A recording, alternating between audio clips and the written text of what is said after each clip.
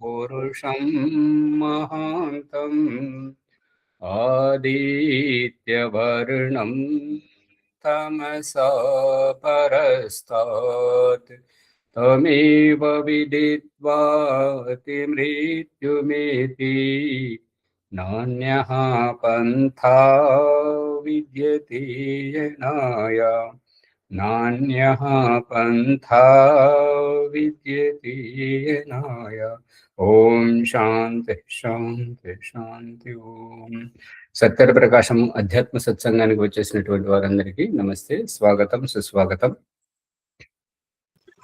ఓం నమస్తే ఆచార్యజీ, సర్వేభ్యో నమో నమః ఆచార్యజీ. ఓం నమస్తే ఆచార్యజీ, సర్వేభ్యో నమః. సత్య ప్రకాశము చతుర్థ సముల్లాసము 99వ పుట, 98వ పుటలో చూడండి, అయిపోయింది 99వది. తాం అనేన విధానేన నిజో విందేత దేవరః.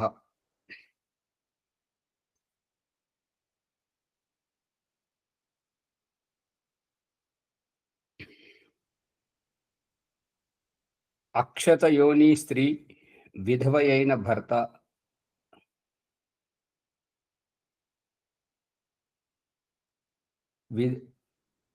విధవ అయిన భర్త యొక్క తమ్ముడు కూడా ఆమెను వివాహం ఆడవచ్చును. ప్రశ్న: ఒక స్త్రీ గాని పురుషుడు గాని ఎన్ని నియోగములను చేయవచ్చును? వివాహిత నియుక్త పతులకు ఏ నామముండును? ప్రశ్న ఏంటంటే, ఒక స్త్రీ గాని పురుషుడు గాని ఎన్ని సార్లు నియోగములను చేయవచ్చును? వివాహిత నియుక్త వివాహిత స్త్రీ పురుషులు, నియుక్త స్త్రీ పురుషులు, వారి స్త్రీకి పతులు, వారికి ఏమని పేరుంటుంది? వేరువేరుగా, అంటే వివాహితం పెళ్లి చేసుకున్నటువంటి వరుణ్ణి ఏమని పిలవాలి, నియోగం చేసినటువంటి పురుషుణ్ణి ఏమని పిలవాలి అని ప్రశ్న. దానికి సమాధానం: సోమః ప్రథమో వివిధే గంధర్వో వివిధ ఉత్తరః తృతీయో అగ్నిష్టే పతి తురీయస్తే మనుష్యజాః. ఋగ్వేదము 10వ మండలము 85వ సూక్తము 40వ మంత్రం.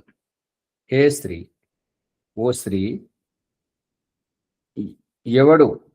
అంటే ఎవరినైతే నీవు మొదట వివాహం చేసుకున్నావో తే నీకు ప్రథమః మొదటివాడైన వివాహిత పతి భర్త, ఎవరినైతే నువ్వు మొదటగా వివాహం చేసుకున్నావో, ఎవరైతే భర్త ఉన్నారో, నిన్ను వివిధే విశిష్ట రూపకంగా నిన్ను పొందును. అతని పేరు సోమః, సుకుమారతాది గుణముల గుణయుక్తుడగుటచే సోముడు అని పేరు. సోముడు అంటే సహజమైనటువంటి వాడు. సోముడు అంటే ఈశ్వరునికి ప్రియమైనటువంటి వాడు. ఎవడు నియోగము వలన వివిధే, ఎవరైతే నియోగము వలన పొందునో అతడు రెండవ వానికి ఏమని పేరంటే గంధర్వ. పూర్వమొక స్త్రీతో సంభోగం చేసి యుండుట వలన గంధర్వుడని నామం. అతని అఖండ శుక్రము అనేటువంటిది వివాహిత భార్యతోటి ఖండితమైపోయింది కాబట్టి గంధర్వుడు అనబడుతుంటాడు. వేదంలో గంధర్వము అంటే ఏంటంటే సరసముగా ప్రవాహమానం నిరంతరంగా కళా విద్యాయుక్తంగా ఉండేటువంటి వాడు, అటువంటి వారు. అందుకని గానము, నాట్యము, ఇవన్నీ ఈ యొక్క గాన కచేరి ఇదంతా గంధర్వ వేదంలోనే పాడేటువంటి కళ నైపుణ్యం అంతా గంధర్వం ఉంటుంది.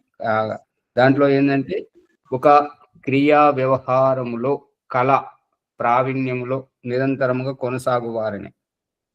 పూర్వముక స్త్రీతో సంభోగము చేసి యుండుట వలన గంధర్వుడని నామం. తృతీయ, ఇక మూడవవాడు ఉత్తరహ. ఇద్దరి తర్వాత మూడవ పతి అయినటువంటి వాడు అగ్ని అనబడుతుంటాడు. ఓం ఆచార్య. అమ్మా, గంధర్వ అంటే ఇష్టం లేకున్నా కూడా వస్తుంది ఆచార్య.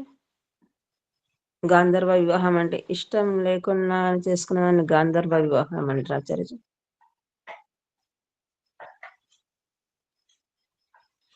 ఇక్కడ అయితే ఇష్టము లేకుండా అనడానికి మరి ఇక్కడైతే దయానంద సరస్వతి చెప్తున్నది ఏంటంటే పూర్వం ఒక స్త్రీతోటి సంభోగం చేసి ఉండుట వలన ఇప్పుడు రెండవ స్త్రీ కోసం ఉత్సుకత కలిగి ఉన్నాడు, లేదంటే పరిస్థితి ఆ విధంగా వచ్చింది.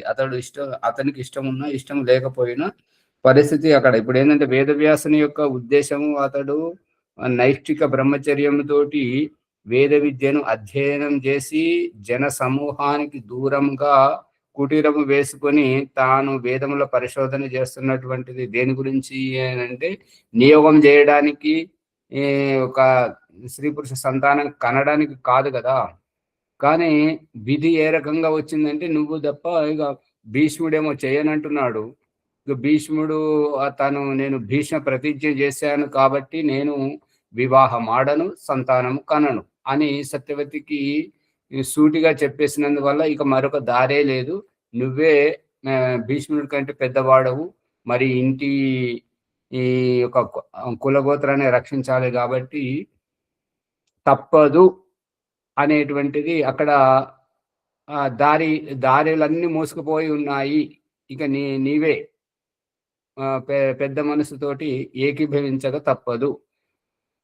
అంతేగాని ఇక్కడ మీ అమ్మగారు మీరన్న అర్థమే వస్తుంది. వేదవ్యాసుడు వివాహం చేసుకోలేదు, వేదవ్యాసునికి ఇష్టం లేదు, కానీ వంశము నిలవాలి అనేటువంటిది తమ్ముడు భీష్ముడు కాదంటున్నాడు. కాబట్టి ఇక అన్న అయినటువంటి పెద్దవాడైనటువంటి ఈ వ్యాసునికి ఆ బాధ్యత వచ్చింది. అతనికి ఇష్టం లేకున్నా ఏకీభవించవలసి వచ్చింది. ఆచార్య, భీష్ముడు వ్యాసుడు అన్నదమ్ములేనా? అంటే ఇక వాళ్ళ నాన్న ఎన్నో పెళ్లిళ్ళు చేసుకున్నాడు కదా. ఇప్పుడు నాన్నను తృప్తిపరచడానికి, నాన్న సుఖం గురించి తన సుఖమును పరిత్యాగం చేసినాడు పితృ ఋణం తీర్చుకోవడానికి భీష్ముడు. ఆ సత్యవతి ఎందుకు పెళ్లి చేసుకోనన్నది అంటే సత్యవతి అయితే ఆ శంతనును ఇష్టపడ్డది, కానీ సత్యవతి యొక్క తండ్రి ఏమన్నాడంటే నా కూతురుని వివాహం చేసుకుంటే నా కూతురుకు పుట్టేటువంటి సంతానమే నీకు ఉత్తరాధికారి కావాలి, అతని వంశం నిలవాలి అంటే ఇప్పుడు భీష్ముడు దారిలోంచి తప్పుకోవాలి. అయితే చనిపోవాలి, ఆత్మహత్య అయినా చేసుకోవాలి, లేదంటే పెళ్లి చేసుకోకుండానైనా ఉండాలి. అందుకే అది యొక్క సత్యవతి తండ్రి ముందు ఇతడు పెద్ద భీష్మ ప్రతిజ్ఞ చేస్తాడు అన్నట్టుగా. అందువల్ల అతడు భీష్ముడు అనబడుతున్నాడు.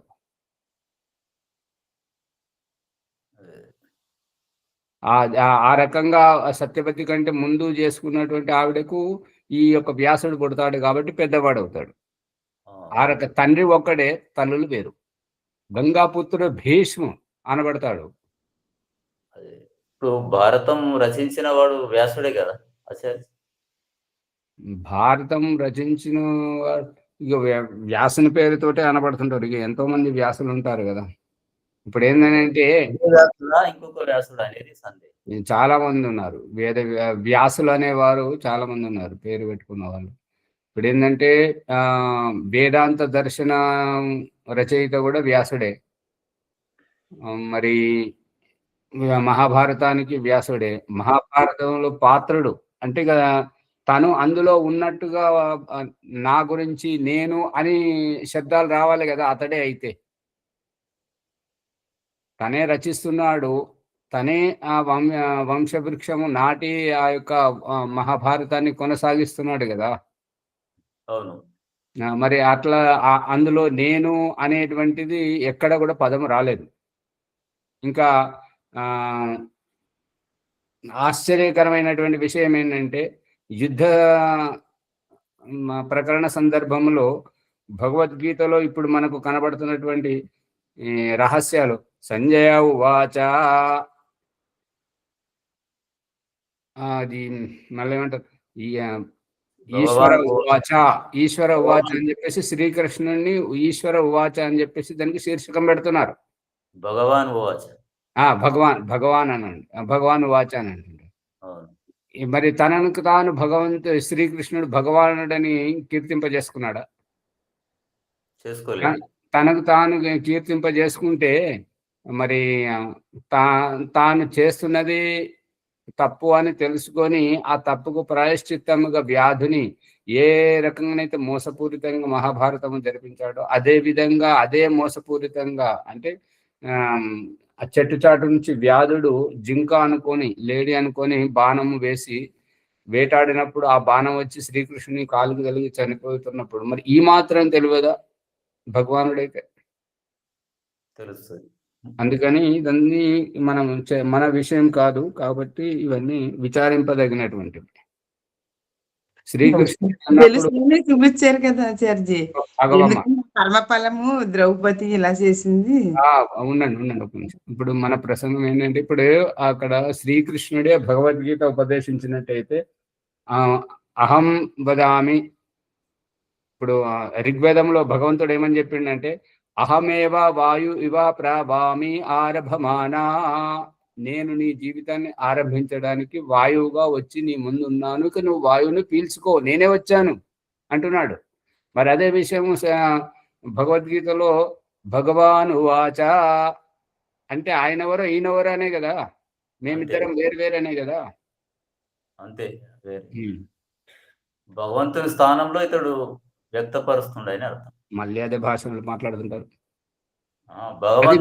మనం వినండి, తొందరపడకండి. వ్యాఖ్యానించుకునేటువంటి మనము వారి పట్ల అత్యంత శ్రద్ధ, భక్తి, విశ్వాసం, నమ్మకంతో మనము ఇది భగవాన్ ఉవాచ అని మనం పెట్టుకుంటున్నామే గాని అక్కడ శ్రీకృష్ణుడు అయితే చెప్పలేదు కదా. చెప్పలేదు. కావాలంటే మహాభారత యుద్ధ ప్రారంభ సన్నివేశాన్ని చూడండి, అక్కడ ఏమంటాడో చూడండి. ధన్యవాదాలు.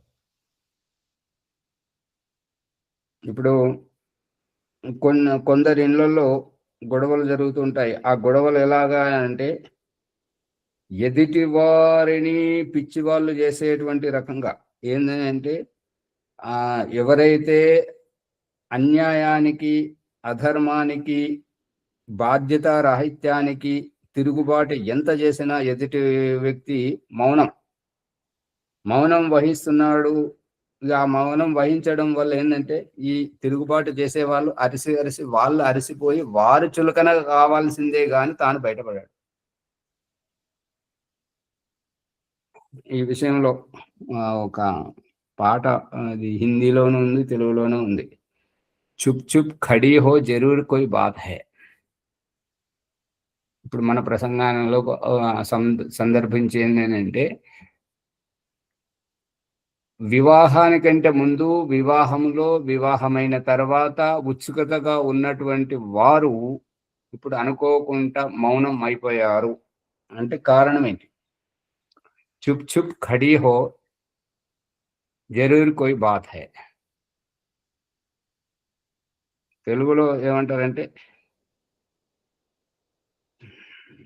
ఏమయ్యిందంటే నే చెప్పలేను అని అతను అంటాడు, ఆమె అంటుంటది. అతనేమంటాడంటే, ఏమీ కాలేదంటే నేను ఒప్పుకోను. దీన్ని హిందీలో చుప్ చుప్ ఖడీ హై జరూర్ కోయి బాత్ హై అంటే వీరి ఉత్సాహం, ఉల్లాసం, ఆనందం ఇంకొక చోట గడిచిపోతుంది, ఇక్కడికి వచ్చి కాలక్షేపం చేస్తున్నారు. అందుకే మౌనం. అపరాధ భావమే మౌనం. నోరు విప్పితే బండారం బయటపడుతుందని జాగ్రత్త పడడమే మౌనం.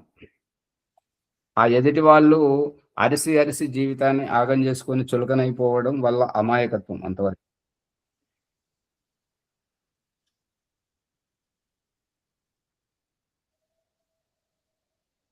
తృతీయ ఉత్తర, ఇద్దరి తర్వాత మూడవ పతి అగువాడు అగ్ని.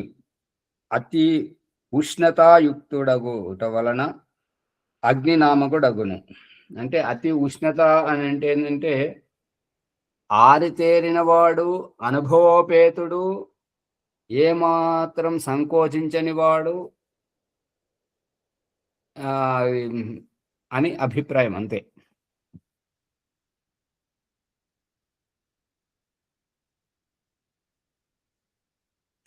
నీ యొక్క తురీయ 4వ వాణి నుండి 11వ వాణి వరకు నియోగంతో పతులగు వారు మనుషులు అనబడతారు. ఇప్పుడు ఇది చాలా భయంకరంగా ఉన్నది అన్నట్టుగా. ఏంటంటే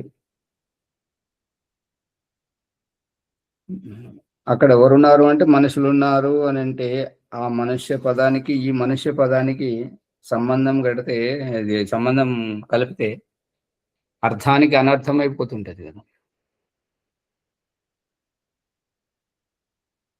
ఇప్పుడు ఈ యుగానికి కూడా అర్థం లేకుండా అవుతుంది.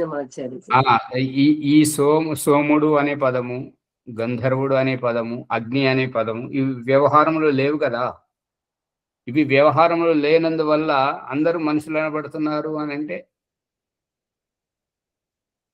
ఇది దయానందుని అభిప్రాయం కాదు. వేదమంత్రంలోనే చిట్ట చివరి పదం ఉన్నది చూడండి, మనుష్యజ.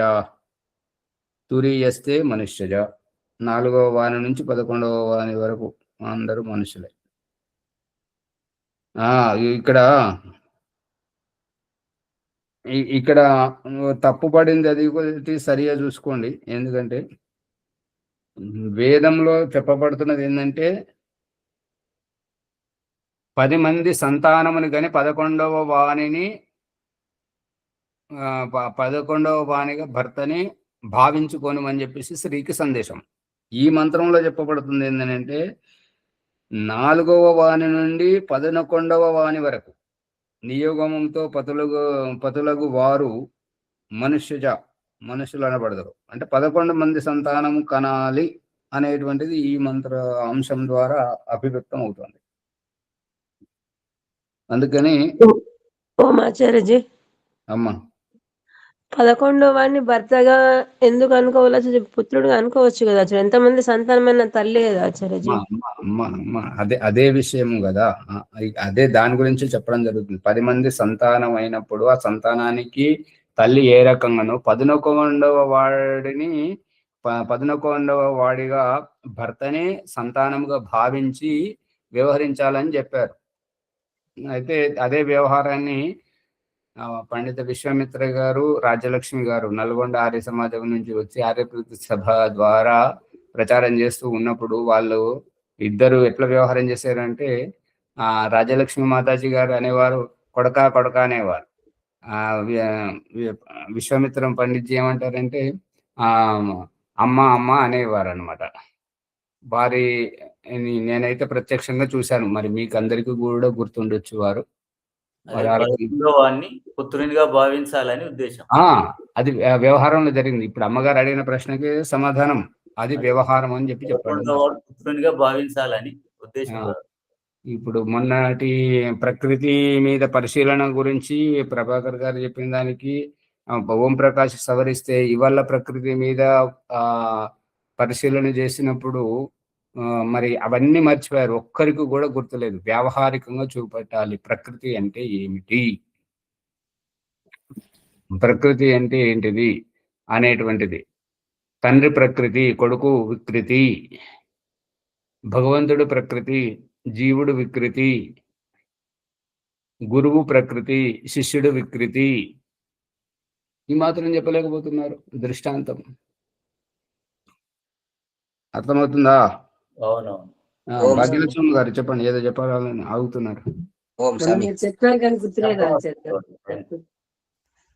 స్వామి నమస్తే. స్వామి నమస్తే అండి. స్వామి ఇక్కడ ఉండండి, ముని గారు, శేఖర్ గారు ఉండండి.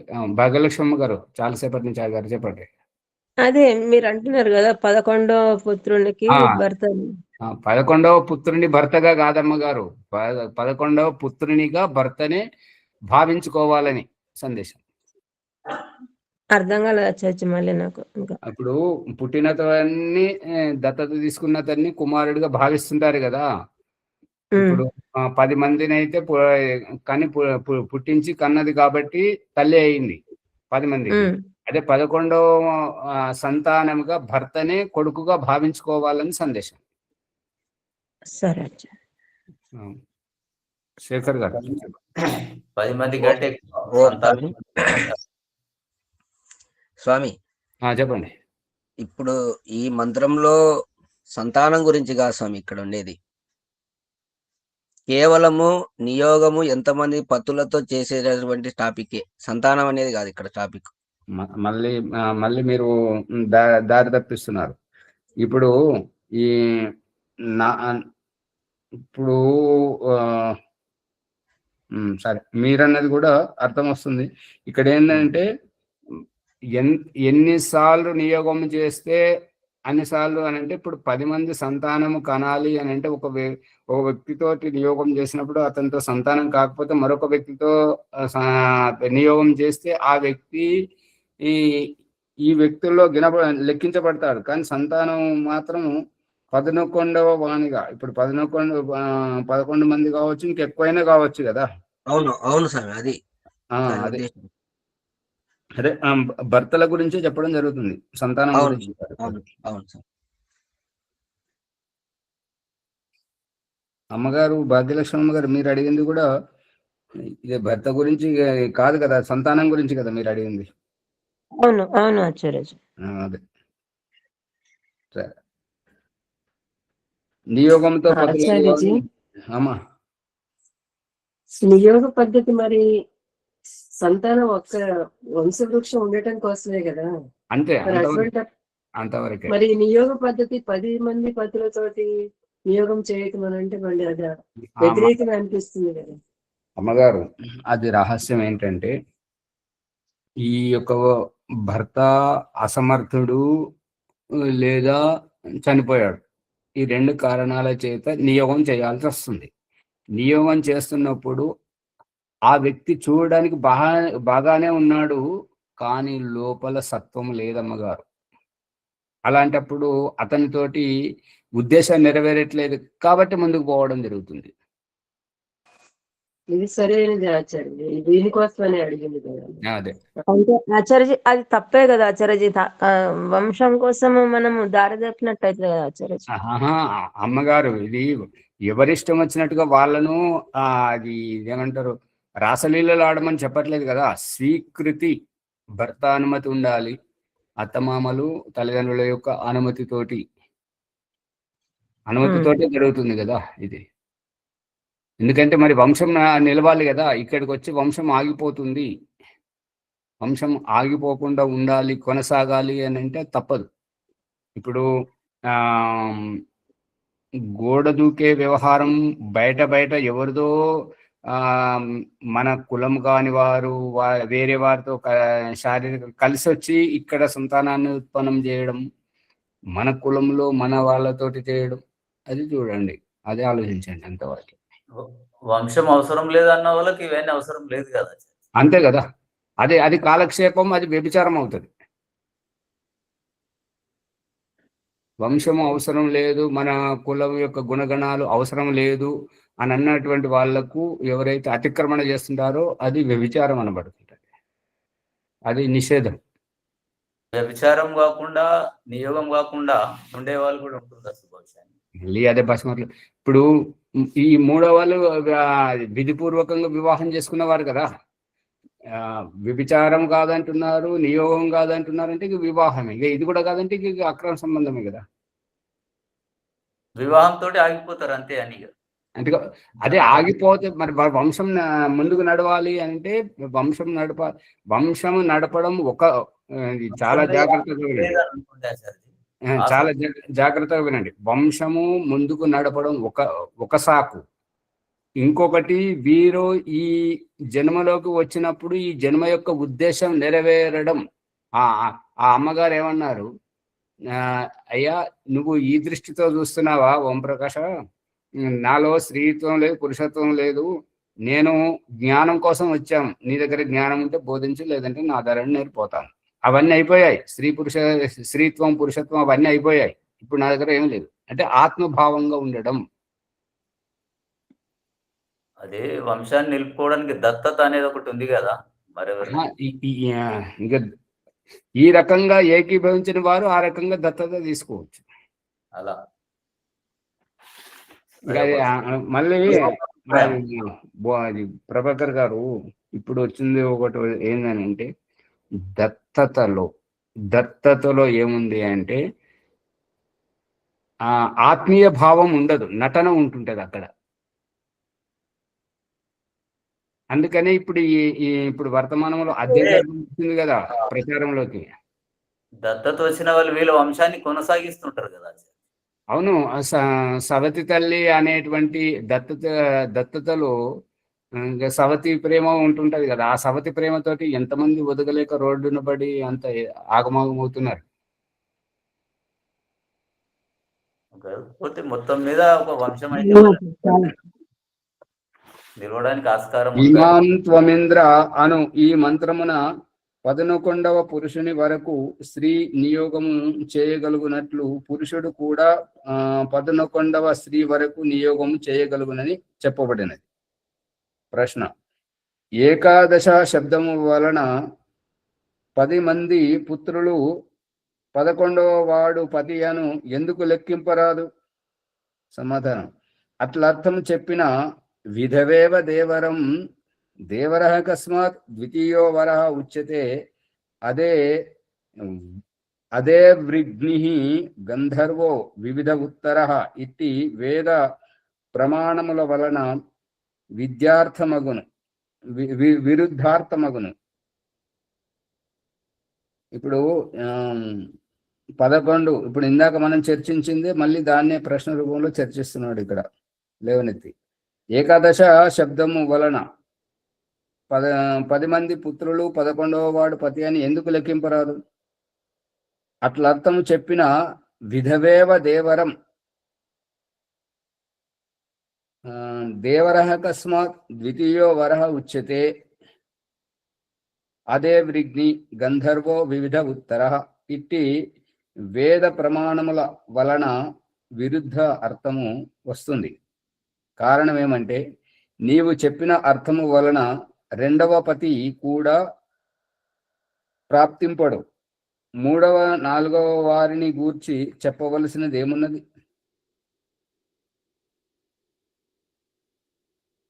అంటే దీని ఏమంటున్నారంటే ఒకే భర్తతో నువ్వు 10 మంది సంతానము కని 11వ వానిగా భర్తనే భావించుకున్నట్లయితే ఈ దేవర శబ్దము ఏదైతే ఉందో అది దానికి అర్థమే సిద్ధించదు. ఏంటంటే విధవేవ దేవరం, వైధవ్యం పొందినప్పుడు వితంతు అయినప్పుడు ఆమె యొక్క మరిది దేవర అకస్మాత్ దేవర మరిది అని ఎవరిని అంటారు అంటే ద్వితీయో వరహ ఉచ్యతే. ద్వితీయ వర అంటే మరొక ఆదర్శంలో ఏంటంటే అది భర్త యొక్క తమ్ముడు వదినను తల్లిలాగా భావిస్తుంటారు. ఇప్పుడు వేమన దగ్గర జరిగింది ఏంటి?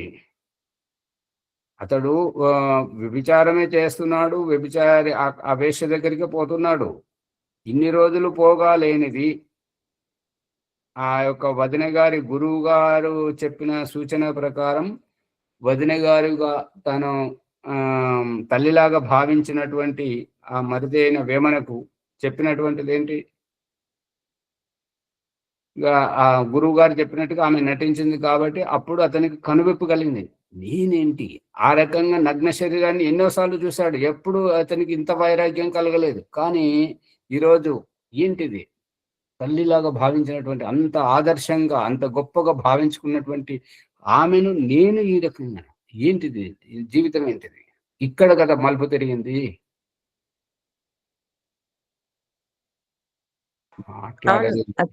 అవునవును ఆచార్యజీ. తల్లి అంటే గొప్ప ఆదర్శవంతురాలు, వదినే అంటే అంత గొప్పగా ఉంటుంటది. అందుకని ఇక్కడ ఇది వర్తించదు. అదే వృగ్ని అంటే దేవరుడు దేవర అంటే భర్త, అది భర్త యొక్క అన్న తమ్ముళ్ళు కానటువంటి వాడు ఎవరైనా చెడు దృష్టి పెట్టి వచ్చినట్టయితే ఘ్ని అంటే చంపేస్తుంటది అనమాట, అతన్ని క్షమించదు, ఉపేక్షించదు. గంధర్వో వివిధ ఉత్తర, ఇటు పదాలన్నీ ఉన్నాయి కదా, ఈ యొక్క వేద ప్రమాణముల వలన విరుద్ధార్థమగును. కారణం ఏమంటే నీవు చెప్పిన అర్థము వలన రెండవ పతియే ప్రాప్తింపడు. అంటే మొదటి భర్తతోటే వివాహితమైనటువంటి భర్తతోటే 10 మంది సంతానం కన్నప్పుడు 11వ వాడిని భర్తగానే భావించినప్పుడు ఇక రెండవ పతి నియోగమునకు అవకాశం ఎక్కడిది? 3వ 4వ వాని గురించి చెప్పవలసినది ఏమున్నది? నియోగము ఆపద్ధర్మం. దేవిదాస్ గారు జాగ్రత్తగా వినండి, పుస్తకం ఉంటే 9వ పుటలో కింద నియోగం అనేటువంటిది ఆపద్ధర్మం. అంతేగాని ఇప్పుడు ఎవరైతే బయట వ్యవహారం చేసి ఇంట్లో నెగ్గలేకపోయినప్పుడు మౌనం వహించి ఇంటి వారిని హింసిస్తుంటారు కదా, ఆ రకంగా కానీ ఇవి చేయకూడదన్నమాట. దేవరాద్వా సపిండాద్వా స్త్రియో సమ్యక్ నియుక్తయా ప్రజేప్సి తాధిగంతవ్య సంతానస్య పరీక్షయే. జ్యేష్ఠో యవీయసో భార్యాం యవీయాన్ వాగ్రజ స్త్రియం పతితౌ భవతో గత్వా నియుక్తౌ అప్యనాపది ఔరసః క్షేత్రజశ్చైవ. మనుస్మృతి 9వ అధ్యాయం 59, 58, 159 ఈ శ్లోకాలలో ఈ రహస్యం మనుస్మృతి చెప్పాడు. ఈ మనువు ఎవరు అనేటువంటి దానికి మననశీలుడు అనే దానికి ఋగ్వేదము 4వ మండలము 26వ సూక్తము మొదటి మంత్రములో భగవంతుడు తనను కూడా మనువుగా ప్రకటించుకుంటున్నాడు. అహం మనుర్ అభవం సూర్యస్య కక్షాయాం ఋషిరశ్మి విప్రః. చూడండి, మళ్ళీ తను మనువు కాబట్టి మనల్ని కూడా మనుర్భవ జనయ దైవ్యం జనం, నువ్వు కూడా మననశీలుడవై దివ్యమైనటువంటి సంతానానికి జన్మనివ్వు అని సందేశం మనుర్భవ అనేటువంటి. ఇవన్నీ మనువు వ్రాసినాడు. సపిండ అనగా భర్త యొక్క వంశమున 6 తరములలో భర్తకు తమ్ముడో అన్నయో అగు వానితో గాని స్వవర్ణుడో ఉత్తమ వర్ణస్థుడో అయిన పురుషునితో గాని విధవా స్త్రీ నియోగము జరగవలయును. ఇక్కడ ఈ విధవ అంటే వైధవ్యం పొందినటువంటి స్త్రీ, వితంతువైనటువంటి స్త్రీకి ఈ రకంగా చెప్పడం వలన ఆర్య సమాజాన్ని, దయానందుని, సత్యర ప్రకాశాన్ని తప్పుపట్టడం జరుగుతుంది. కానీ ఇప్పుడు మా వితంతువు అనేటువంటి అభిప్రాయం ఏమిటి అని అంటే విగత తంతు వితంతు అంటే ఈ ఎవరైతే వివాహమాడి తంతువుతోటి, తంతువు అని అంటే అక్కడ అభిప్రాయాలతోటి ఆమెను కట్టిపడేసాడో, ఆ కట్టిపడేసిన తోడే విగత జీవి అయిపోయాడు కాబట్టి, అతడు గతించాడు, చనిపోయాడు కాబట్టి ఈ అతడు కట్టిపడేసినటువంటి కట్టుబాట్ల నుంచి ఈవిడకు ముక్తి లభించింది. అందుకే వితంతువు అనబడుతుంటాడు. ఈ మంగళసూత్రం తోటి తాడు కట్టడం అనేది కాదు. ఈ మంగళసూత్రంది అది శాస్త్రీయ ప్రమాణం ఎక్కడా లేదు, వేదములోనూ లేదు, మరియు వైదికంలోనూ ఎక్కడనూ లేదు. ఇప్పుడు ఏదైతే మంగళసూత్రం కడుతున్నారో అది చదివి ఏమని చెప్తున్నారంటే మాంగళ్యం తంతునా మమ జీవన హేతునా అని అతను చదువుతుంటాడు. ఎవరు చదువుతుంటారు? పురోహితుడు చదువుతుంటాడు. మాంగళ్యం తంతునా, తంతు అనేటువంటిది ఊకారాంతు స్త్రీలింగ శబ్దం. దానికి తంతునా తృతీయ విభక్తి ఏకవచనం.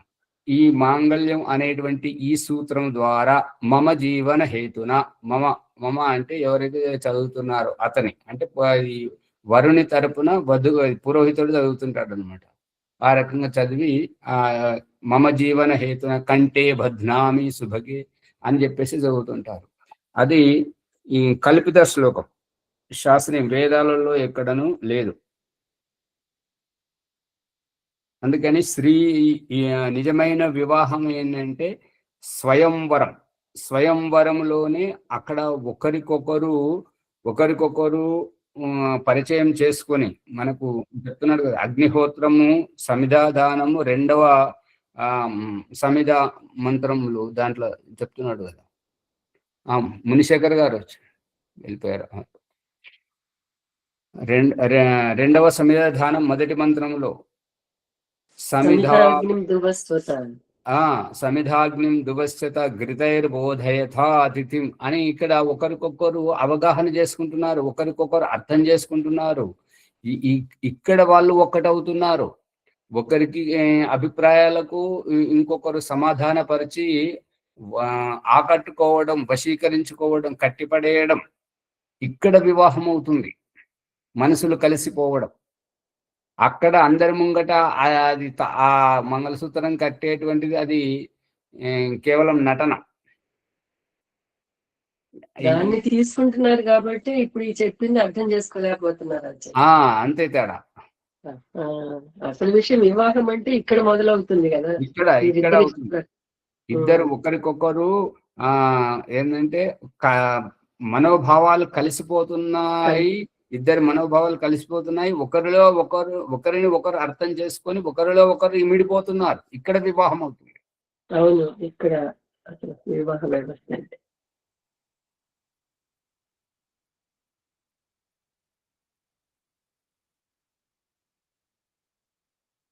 కానీ మృత స్త్రీ పురుషుడు విదురుడు విధవయైన స్త్రీయు సంతానోత్పత్తిని కోరినచో నియోగము జరుగుట ఉచితము. అంటే ఆమెకు భర్త చనిపోయాడు, ఇతనికి భార్య చనిపోయింది, వీరిద్దరు కలిసి కూడా నియోగం చేసుకొని సంతానం కనాలంటే అది ఉచితమే అని చెప్పడం జరుగుతుంది. లేక సంతాన క్షయము సర్వదా జరిగిన నియోగము జరగవలెను. అంటే ఇక ఇప్పుడు ఇంకొకరిని విడిచిపెట్టడం జరుగుతుంది. ఏంటంటే నపుంసకుడు అనేటువంటిది మరియు ఆమె సంతానం కానటువంటి ఆ స్త్రీకి ఇగో ఆ ప్రకరణం వస్తుంది, తర్వాత దాంట్లో వస్తుంది, అప్పుడు చెప్పుకుందాం. ఇప్పుడు దీని ఆపత్కాలమున సంతానము కావలయునను కోరిక లేనప్పుడు అన్న భార్యతో తమ్మునకు, తమ్ముని భార్యతో అన్నకు నియోగము మూలమున సంతానం కలిగిన పిమ్మట నియుక్తులై వారిరువురు సమాగమము చేసిన పతితులగుదురు. ఇప్పుడు మనము ప్రసంగం దేనికోసం మొదలు పెట్టామంటే, ఈ రకంగా జయిస్తేనేమో వేదము, మనుస్మృతి, ఈ యొక్క దయానంద సరస్వతి చెప్తేనేమో తప్పుపడుతున్నారు. కానీ బయట వీరు ఆ వితంతు అనే పదం దగ్గర ఆగిపోయాం, మరి వేరే చేసి మర్చిపోయాను. అక్కడ ఏం జరుగుతుంది అని అంటే, ఎవరి కోసమైతే స్త్రీ అలంకరణ చేసుకొని ఎవరినైతే ఆకట్టుకుంటుందో ఆ ఆకట్టుకునే వాడే లేనప్పుడు అతని నిమిత్తకంగా అలంకరణ చేసుకునేటువంటి ఆ అలంకరణని పోయి ఇప్పుడు సాత్విక భావంతో ఒక శుభ్రతగా ఏంటంటే తెల్ల చీర కట్టుకొని వైరాగ్యంతో ఉండాలి. కానీ ఇప్పుడు ఒక ప్రసంగంలో చెప్తున్నారు ఏంటంటే, ఈ ముస్లింల పెళ్లికి ఇంతమంది ఎక్కడికి వెళ్ళి వచ్చారు అని అంటే, వీళ్ళంతా ముస్లింలు కారండి, హిందువులు అంటే. మరి అందరు బురకలేసుకున్నారు కదంటే, ఇక్కడ రాండి తీసుకుపోయి అక్కడ వాళ్ళు చూపిస్తున్నది ఏంటంటే, వీళ్ళు స్నేహితులుగా ఉన్నప్పుడు ఏంటంటే హిందువుల పెళ్లికి వచ్చినప్పుడు వాళ్ళు ఆ గదిలో బురకలు తీసేసి మామూలుగా బట్టలతో బొట్టు పెట్టుకొని వస్తుంటారు. ఈ ముస్లింల పెళ్లిలకు వెళ్ళినప్పుడు మళ్ళీ బురకలు వేసుకొని పోయి వాళ్ళు అందులో కలిసిపోతుంటారు అన్నట్టుగా. ఇది అంతే. మరి అందరూ మరి ఈ ప్రసంగానుసారంగా అందరూ విధవలే అట్లా పోతున్నారంటే, అట్లా వితంతువులే పోతున్నారంటే, వితంతువులని కాదు, ఎవరైనా పోతుంటారు. కానీ వితంతువుల్లో వాళ్లకు కలిసిపోయినటువంటి ప్రేమ అనురాగంతో ఆ బురక వేసుకొని ఎవరు చూస్తున్నట్టు ఆ బొట్టు పెట్టుకొని ఈ చీర కట్టుకొని అని ఇవన్నీ మాకు చెప్తున్నారు కొన్ని ప్రసంగాలలో. అవన్నీ ఇప్పుడు ప్రకరణం వచ్చింది కాబట్టి చెప్పాల్సి వస్తున్నది. ఈ రకంగా చేస్తున్నప్పుడు శాస్త్రీయ పద్ధతి ఒక పద్ధతి ప్రకారం నడువమని చెప్తున్నప్పుడు శాస్త్రము దానిని తప్పుపట్టడం ఎంతవరకు బుద్ధి సంగతం, ఇది ఇక్కడ విషయం.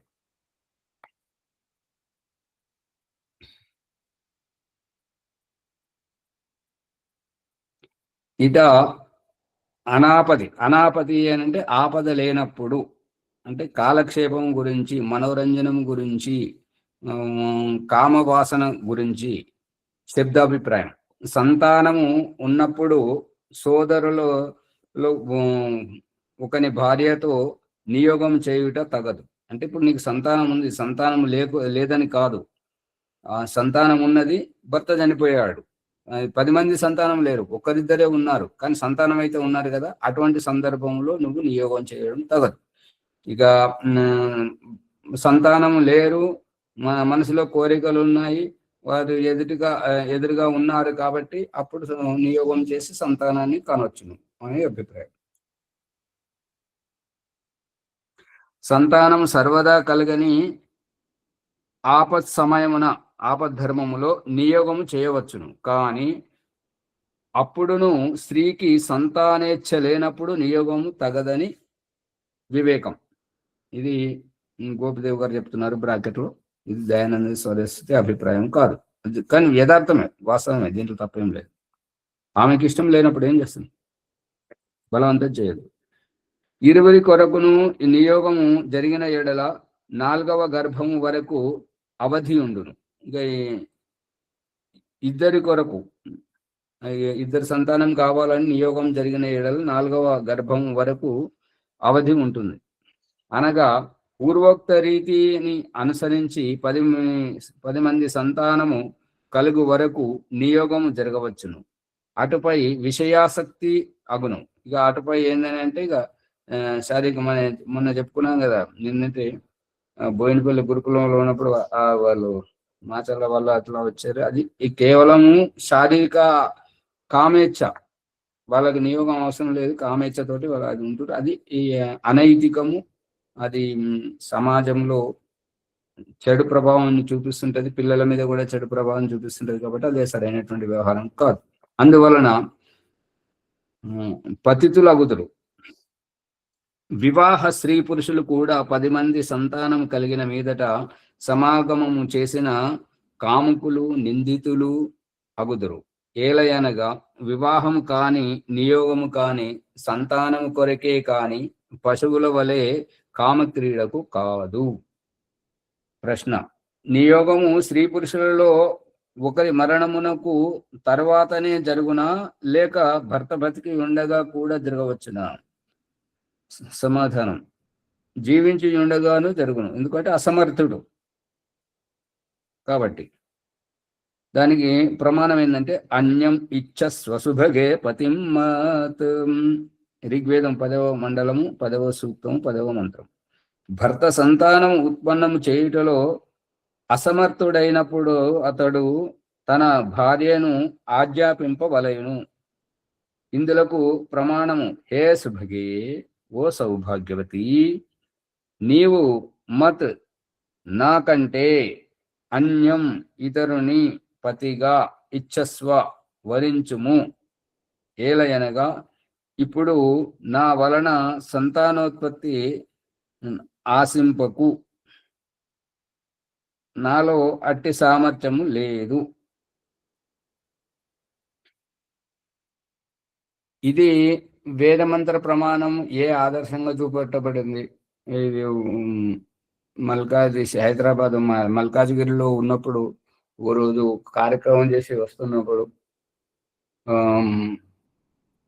అక్కడ వాటర్ ట్యాంకు దగ్గర నిలబడి వాళ్ళు కొట్లాడుతున్నారనమాట. ఏంటి అంటే భర్తనే కావాలని డబ్బు కోసం భార్యను తిప్పుతున్నాడు అన్నట్టుగా, కావాల్సిన వారి దగ్గరికి. ఇది మహా నీచమైనటువంటిది, చండాలమైనటువంటిది, చరిత్రహీనమైనటువంటిది, అది సరైనటువంటిది కాదు.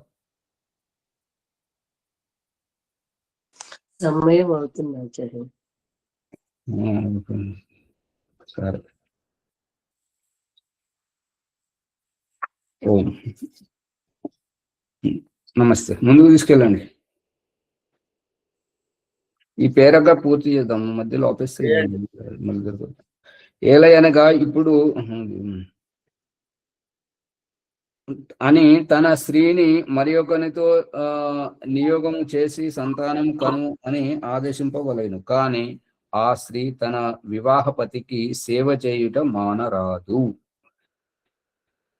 ఇప్పుడు ఇందాక మనం చెప్పుకుంటున్నాం కదా, చుప్ చుప్ ఖడీ హో జరూర్ కోయి బాత్ హే అని అంటే తన ఎనర్జీని, తన మనోరంజనం, తన ఉల్లాసాన్ని, ఉత్సాహాన్ని వేరొక చోట ఖర్చు చేసి ఇంటికి వచ్చి ఈ చెక్క బొమ్మల్లాగా నటిస్తున్నటువంటి వారు ఇక్కడ ఏంటంటే భార్యను పట్టించుకోరు, భర్తను పట్టించుకోరు, ఇక్కడ గొడవలు అవుతున్నాయి అన్నమాట. అందుకని ఇక్కడ శాస్త్రీయ భర్త చేయట్లేదు, భర్త కూడా అలా చేస్తున్నారు, పురుషులు చేస్తున్నారు. అవును అవును.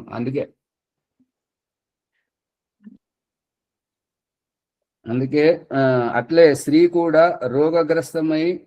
రోగగ్రస్తయ్యి రోగ నిమిత్తక దోషము వలన సంతానోత్పత్తికి అసమర్థమైనప్పుడు తాను తన పతిని ఇట్లు ఆజ్ఞాపింపవలెను. స్వామి, మీరు నా నుండి సంతానోత్పత్తి కలుగునని కోరిక వదిలి మరి ఒక విధవ స్త్రీతో నియోగం వలన సంతానమును పొందుడు.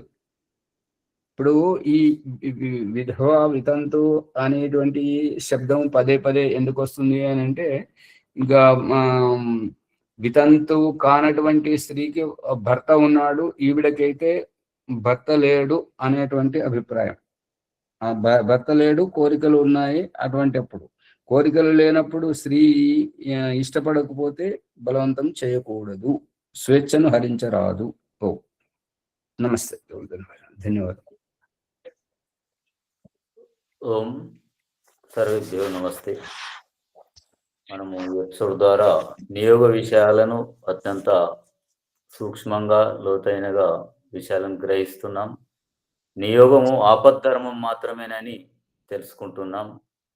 సంతానం ఇచ్చలేనప్పుడు నియోగం అవసరం లేదని కూడా ఈ ఎపిసోడ్ ద్వారా తెలుసుకున్నాం.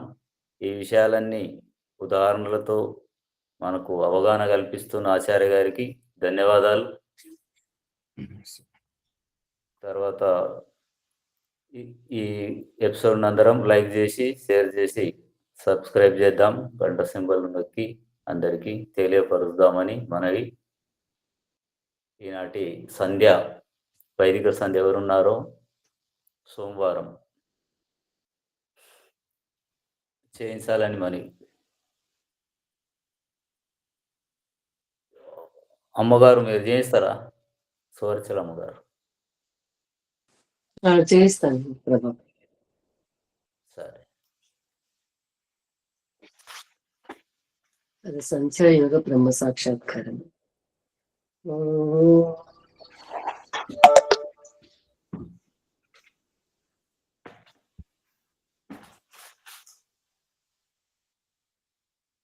కారైంది కదండి, మూల మంత్రాలతో చూపిస్తున్నాను సార్. ఓం అమృతోపస్తరణమసి స్వాహ. ఓం అమృతాపిధానమసి స్వాహ. ఓం సత్యం యశస్మై శ్రీకృష్ణేతాం స్వాహ. ఆచమన మంత్రం. ఓం శన్నో దేవీరభిష్టయ आपो भवन्तु पीतये संयोरभिस्रवन्तु नः. अंगस्पर्श मंत्र.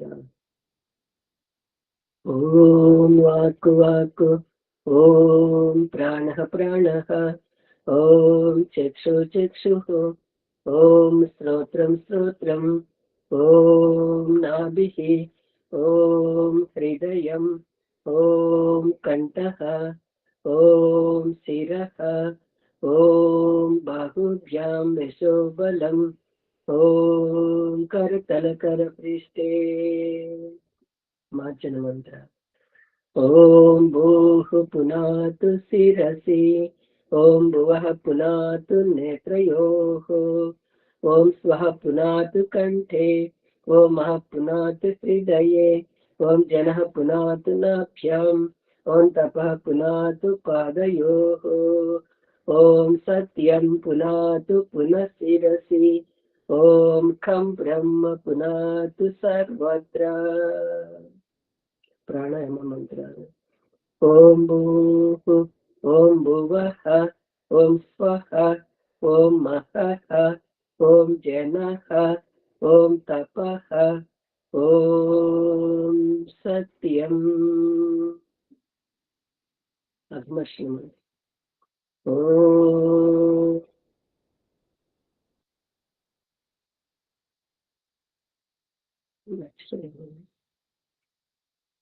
ॐ च सत्यम् ऋतं च सत्यं च भीता तपसो च जायेत ततो रात्र जायेत ततः समुत्सोर्णवः समुद्रादर्णवाददि संवत्सरो अजायेत अहोरात्राणि विदधति स्वस्य मिषतो वसि ॐ सूर्याचन्द्रमसौ धाता यथा पूर्वमकल्पयत् दिवं च पृथिवीं च अन्तरिक्षमदो स्वः पुनराचमनम् ॐ सिन्नो देवीरभिष्टयात् आपो भवन्तु पीतये संयोरभिस्रवन्तु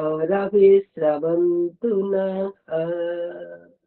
अथ मनसा परिक्रममन्त्र ॐ प्राचीदिगग्निरधिपतिरसितो रक्षितादित्या ईशवः तेभ्यो नमो अधिपतिभ्यो नमो रक्षत्रिभ्यो नम ईशेभ्यो नमः येभ्यो अस्तु योऽस्मान् द्वेष्टियं वयं विश्वस्तं वो जम्भे दद्मः दक्षिणादिगिन्द्रोऽधिपतिः तिरस्तिराजी रक्षिता पितर ईशवः तेभ्यो नमो अधिपतिभ्यो नमो रक्षत्रिभ्यो नमः ईशेभ्यो नमः येभ्यो अस्तु योऽस्मान् द्वेष्टियं वयं विश्वस्तं वो जम्भे दद्मः प्रदीचि दिक्कु वरुणोऽधिपतिः पृदागु रक्षिता नमिषवः तेभ्यो नमो अधिपतिभ्यो नमो रक्षत्रिभ्यो नमः ईशेभ्यो नमः येभ्यो अस्तु योऽस्मान् द्वेष्टियं वयं विश्वस्तं वो जम्भे दद्मः उदीचि दिक्कु सोमोऽधिपतिः स्वजो रक्षिता शनिरिषभः तेभ्यो नमो अधिपतिभ्यो नमो रक्षत्रिभ्यो नमः ईशेभ्यो नमः येभ्यो अस्तु योऽस्मान् द्वेष्टियं वयं विश्वस्तं वो जम्भे दद्मः ध्रुवादिक्कु विष्णुरधिपतिः कल्माषग्रीवो रक्षिता विरुद ईशवः तेभ्यो नमो अधिपतिभ्यो नमः रक्षत्रिभ्यो नमः ईशेभ्यो नमः येभ्यो अस्तु योऽस्मान् द्वेष्टियं वयं विश्वस्तं वो जम्भे दद्मः ॐ बुद्ध्वादिक्कु बृहस्पतिरधिपतिः श्रित्रो रक्षिता वर्षमिषवः तेभ्यो नमो अधिपतिभ्यो नमः रक्षत्रिभ्यो नमः ईशेभ्यो नमः येभ्यो अस्तु योऽस्मान् द्वेष्टियं वयं विश्वस्तं वो जम्भे दद्मः उपस्थानमन्त्रः जातवेदसे सुनवाम सोममरातीयतो निदहाति वेदः स नः पर्षदति दुर्गाणि विश्वानावेव सिन्धुं दुरितात्यग्निः चित्रं देवानामुदगादनेकं चक्षुर्मित्रस्य वरुणस्याग्नेः अप्राच्या वा पृथिवी अन्तरिक्षं सूर्यात्मा जगतस्तशुषश्च उदुत्यं जातवेदसं देवं वहन्ति केतवः दृशे विश्वाय सूर्यम् उद्वयं तमसः स्परिस्वाहा पश्यन्त उत्तरं देवं देवत्र सूर्यमगन्म ज्योतिरुत्तमम् మన ప్రాయశ్చిత్త మంత్ర చక్షుర్దేవహితం పురస్తాత్ శుక్రం చరత్ పశ్యేమ శరదా శతం జీవేమ శరదా శతం శ్రీయామ శరదా శతం ప్రభ్రవామ శరదా శతం అదీనాహస్యామ శరదా శతం భూయస్య శరదా శతా. ఓం సిన్నో దేవీరభిష్టయ ఆపో భవంతు పీతయే సంయోరభిస్రవంతు నః. గాయత్రి. ఓం భూర్భువస్వః తత్సవితుర్వరేణ్యం భర్గో దేవస్య ధీమహి ధియో యో నః ప్రచోదయాత్. హే జగదీశ్వర దయానిధి, మీ అనంత కృప వల్ల మేము చేస్తున్న జప ఉపాసనాది కర్మముల మూలమున ధర్మ అర్థ కామ మోక్షములండి చతుర్విధ పురుషార్థముల సిద్ధిని ఈ జన్మ ఎందే సంప్రాప్తించుకునేట్లు అనుగ్రహించుగాక. ఓం నమ శంభవాయ చ మయ భవాయ చ నమ శంకరాయ చ మయస్కరాయ చ నమ శివాయ చ శివతరాయ చ. ఓం శన్నో దేవీరభిష్టయ ఆపో భవంతు పీతయే సంయోరభిస్రవంతు నః. ఇది బ్రహ్మయజ్ఞం సమాప్తం. ధన్యవాదాలు ప్రభాకర్ గారికి నాకు అవకాశం ఇచ్చారు. ధన్యవాదాలు సువర్చలమ్మ గారికి. తర్వాత శాంతి పాట. ఓం ద్యౌ శాంతి అంతరిక్షం శాంతి పృథివీ శాంతి ఆపశాంతి ఓషధయ శాంతి వనస్పతే శాంతి విశ్వే దేవా శాంతి బ్రహ్మ శాంతి సర్వం శాంతి శాంతిరేవా శాంతి సామా శాంతిరేధి. ఓం శాంతి శాంతి శాంతి. ఓం సర్వేభ్యో నమస్తే. నమస్తే. నమస్తే ఆచార్య సర్వేభ్యో నమః. नमस्ते आचार्य जी सर्वेभ्यो नमः। ఓం నమస్తే ఆచార్య సర్వేభ్యో నమః. ఓం నమస్తే ఆచార్యజీ సర్వేభ్యో నమః.